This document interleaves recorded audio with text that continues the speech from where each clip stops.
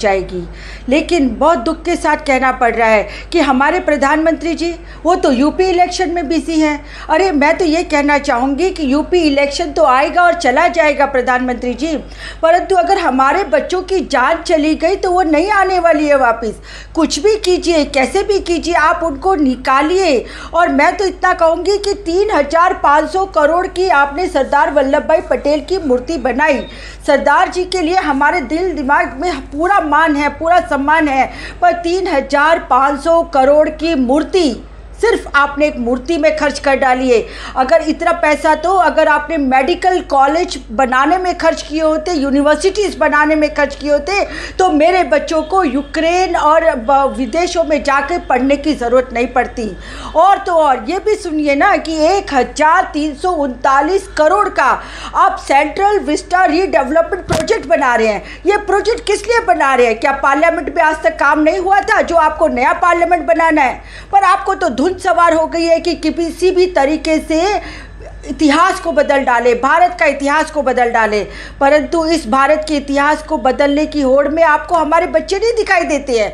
आप उनसे कहते हैं कि टिकट कटाइए और आ जाइए, 60,000 70,000 हज़ार की टिकट, और वो नहीं कटा पा रहे हैं। और ऐसे में मुझे याद है कि 2009 में इंडियन कम्युनिटी डेवलपमेंट फंड को बनाया गया था 2009 की सरकार ने, और उस टाइम पे ये बात को तय किया गया था कि जहाँ पर भी कोई भी ऐसी आपदा आएगी और विदेशों में अगर हमारे नागरिक फंसे होंगे तो हम इस फंड का उपयोग करेंगे।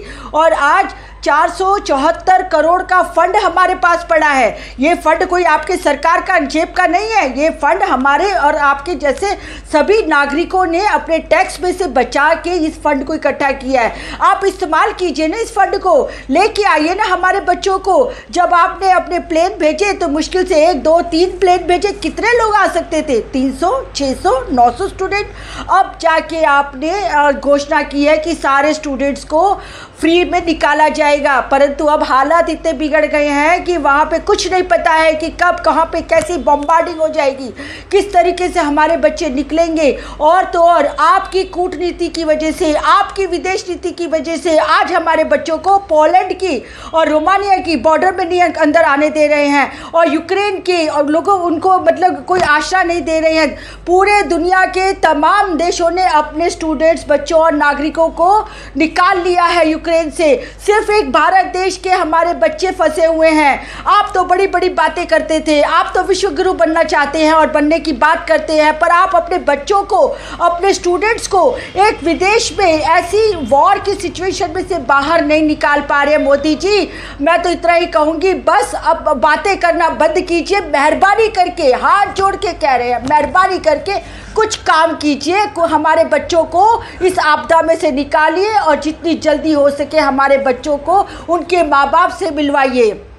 क्या कहूँ, नहीं कहना चाहती हूँ पर फिर भी कहूँगी कि आपके तो बच्चे हैं नहीं, योगी जी के भी बच्चे हैं नहीं, तो आप लोगों को क्या फ़र्क पड़ता है? बच्चे किसी के भी हों, आपको क्या फ़र्क पड़ता है? मरे या जिए, आपके लिए तो इंसान की कोई कीमत ही नहीं होती है। इसलिए मेहरबानी करिए, हमारे बच्चों को निकालिए जितनी जल्दी हो सके। आप उनको यूक्रेन की बॉर्डर से, पोलैंड की बॉर्डर से, रोमानिया की बॉर्डर से, जहाँ भी हमारे बच्चे फंसे पड़े हैं, जहाँ भी हमारे देश के नागरिक फंसे पड़े हैं, आप उनको निकालिए। एक और बात, मैं गुजरात से हूँ, इसीलिए बताना चाहती हूँ। जब ये हमारे नरेंद्र मोदी जी गुजरात के मुख्यमंत्री थे, तब वो कहा करते थे, अरे मेरी बहनों, एक 50 पैसे का पोस्ट कार्ड लिखना और तुम्हारा भाई बैठा है और तुम्हें कोई भी परेशानी होगी, ये भाई नंगे पैर दौड़ा चला आएगा। अब कहाँ सुनाई दे रहा है? अब तो 50 पैसे का पोस्ट कार्ड लिखने की भी ज़रूरत नहीं है। अब तो यूट्यूब पे, मीडिया पे, सोशल मीडिया पे, इलेक्ट्रॉनिक मीडिया पे सब कुछ आ जाता है, तुरंत के तुरंत आ जाता है। विदेशों में मेरे बच्चे तड़प तड़प के आवाज़ लगा रहे हैं, तड़प तड़प के अपील कर रहे हैं, वो आपको सुनाई नहीं दे रही है। आपको तो सिर्फ लफ्फ़ाज़ी करनी आती है, लच्छेदार भाषण करवा लो, कितना मर्जी बुलवा लो, मीठा मीठा बोलोगे, अच्छा अच्छा बोलोगे, और लोगों को अपनी बातों में किस तरीके से बहलाना, फुसलाना और मूर्ख बनाना, वो आपको बहुत अच्छी तरह आता है, बखूबी आता है।